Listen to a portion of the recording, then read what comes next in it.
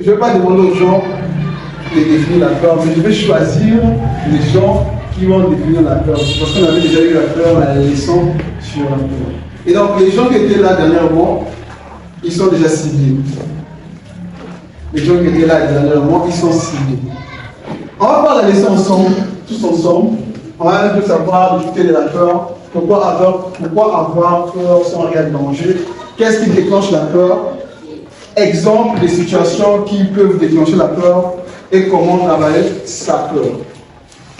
Avant ça, on va d'abord accueillir les personnes qui viennent d'arriver, comme la tradition ici. Avant de commencer, c'est toujours important de faire des présentations. Vous présenter. Malheureusement, Mamou n'est pas là pour prendre la liste des prénoms. Bonjour tout le monde, j'espère que vous allez bien. Moi c'est Monsieur Guillermo Mignon. Je suis consultant en technique de vente et en négociation commerciale. J'espère que vous vous portez tous bien. J'espère qu'à la maison si ça va, certaines personnes ont laissé leur maison. Ils ont sûrement dû emprunter certains moyens pour venir aussi. Et par la grâce de notre Seigneur, je suis content de tous nous voir ici. Grâce à cette journée d'aujourd'hui, nous allons parler un peu de la peur. J'espère qu'on sait tous pour quelles raisons nous sommes ici là. Nous sommes en pleine formation de la prise de parole en public. J'espère que vous êtes tous contents de prendre part à ce cours et à cette formation. Donc je vais intituler notre cours d'aujourd'hui sur la peur. Pourquoi la peur? Le thème est ici au tableau. Premier point, définition. Et le sous-point, l'utilité de la peur. En quoi est-ce que la peur est utile? Certaines personnes se posent la question. C'est bizarre comme question. L'utilité de la peur. En quoi? J'ai réfléchi, j'ai essayé d'écrire un petit peu sur ça. Et j'ai fini par faire ceci. La peur est un motivateur de réussite. C'est seulement celui qui a peur qui sait qu'ici là il y a un danger, qui sait qu'ici là je dois m'arrêter et qui sait qu'ici je dois avancer. C'est seulement celui qui a peur qui peut se prétendre dire que je vais réussir devant.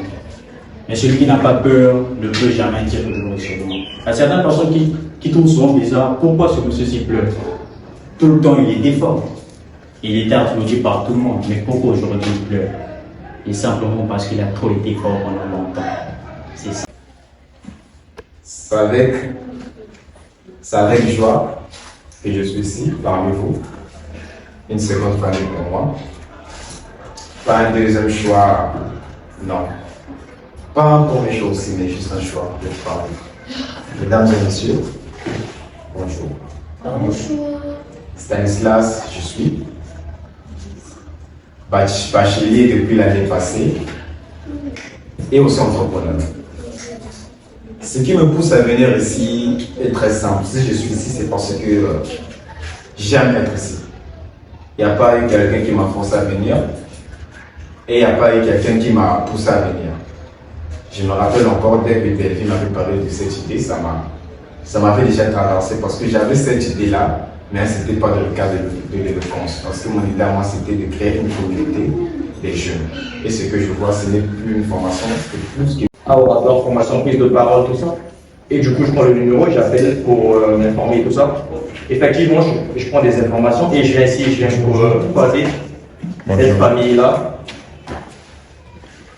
Et donc, je n'ai pas beaucoup à dire. Tout ce que je vais dire, je viens de le dire. Donc, merci beaucoup à vous.